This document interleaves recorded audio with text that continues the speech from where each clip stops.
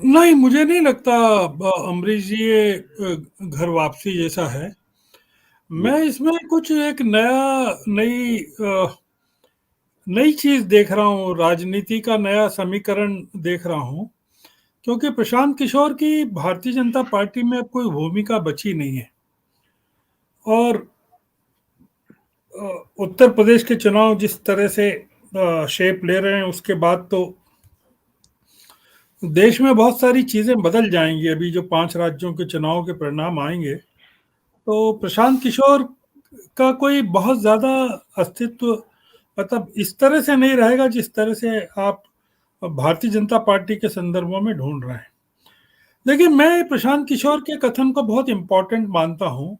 वो दो तीन कारणों से मानता हूँ कि कुछ समय पहले तक वो इस तरह की बात कर रहे थे कि देश के 19 राज्यों में और 5 यूनियन टेरिटरीज की 204 सीटों का जो मामला है वो कांग्रेस के हाथ में है। और कोई भी विपक्षी गठबंधन कांग्रेस के बिना नहीं बन सकता। शरद पवार के साथ जो उनके जब बातचीत चल रही थी और विपक्षी एकता की जब बात चल रही थी, तब की मैं बात कर रहा हूँ। तो वो जिस चीज में लगे हुए थे, वो चीज अब खत्म हो गई है।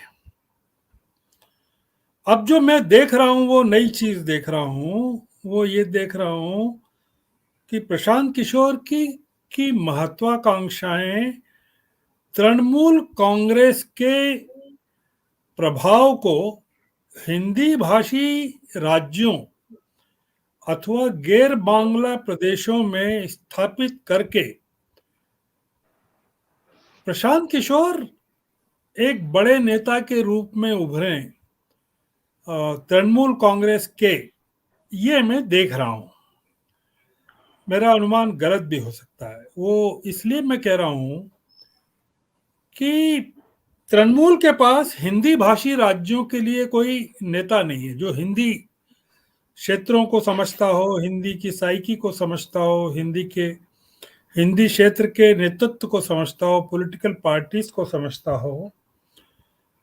और बंगाल चुनाव के बाद ममता बनर्जी ने बहुत आक्रामक तरीके से मोदी के खिलाफ या प्रधानमंत्री के खिलाफ एक रुख अख्तियार कर लिया है, भारतीय जनता पार्टी के खिलाफ।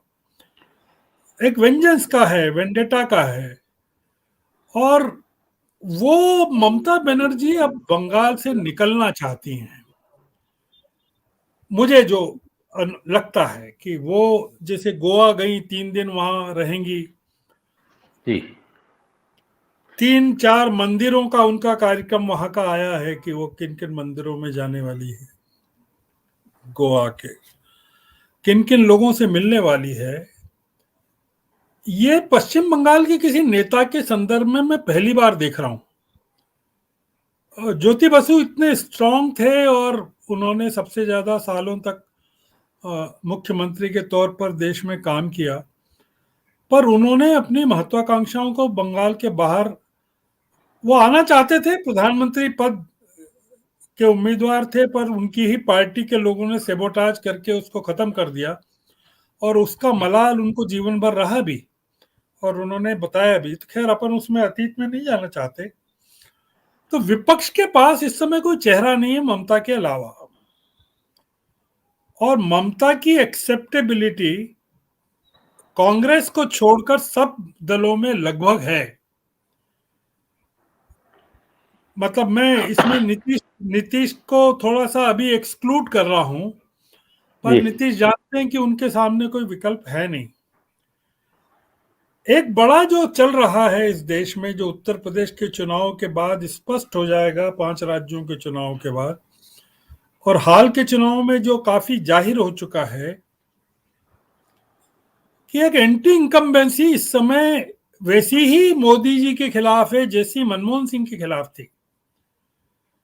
पर मनमोहन जी। सिंह जी के खिलाफ एंटी इनकम्बेंसी का एक जो फैक्टर था, वो ये था कि कांग्रेस की हुकूमतों के खिलाफ नहीं थी, पर उसका खामियाजा कांग्रेस की हुकूमतों को भुगतना पड़ा। जैसे गहलोत की सरकार थी राजस्थान में, वो अच्छा काम कर रही थी, या शीला दीक्षित की दिल्ली में, उनको भी शिकार होना पड़ा। वर्तमान में क्या है कि बीजेपी की सरकारों के खिलाफ भी एंटी इनकम्बेंसी है और केंद्र के खिलाफ भी है।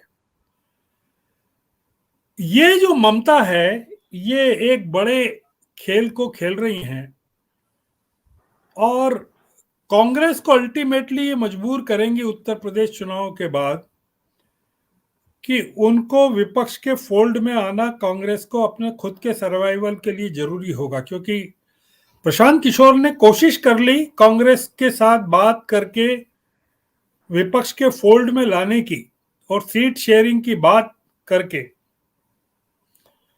पर कांग्रेस को अभी भी ऐसा लगता है कि जो एंटी इनकम्बेंसी है प्रधानमंत्री या भारतीय जनता पार्टी के खिलाफ या स्टेट्स में है, उसका सबसे बड़ा एडवांटेज कांग्रेस को ही मिलेगा क्योंकि वही अखिल भारतीय पार्टी है, जो कि सही भी है कि कांग्रेस के अलावा कोई अखिल भारतीय पार्टी नहीं है आज देश में।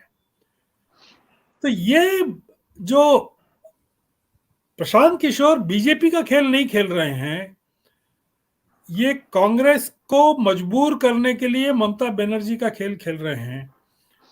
और मैं उसमें कुछ गलत नहीं सूंघ रहा हूं विपक्षी एकता के लिहाज से कि भारतीय जनता पार्टी के खिलाफ इस समय जो माहौल है और ममता बनर्जी उसको बंगाल चुनाव के बाद जो अखिल भारतीय स्तर पर ले जाना चाहती हैं, उसमें प्रशांत किशोर की बहुत बड़ी भूमिका हो सकती है क्योंकि ममता के पास प्रशांत किशोर के अलावा कोई आदमी नहीं है। और एक आखिरी पॉइंट ये कि प्रशांत किशोर अगर एक पोल स्ट्रेटेजिस्ट के तौर पर अपनी भूमिका को समाप्त करके एक राजनीतिक नेता के तौर पर अपने आप को स्थापित करना चाहते हैं, तो ये उनके लिए सबसे बड़ा अवसर है। सत्य हिंदी का ऐप डाउनलोड करें गूगल प्ले स्टोर पर।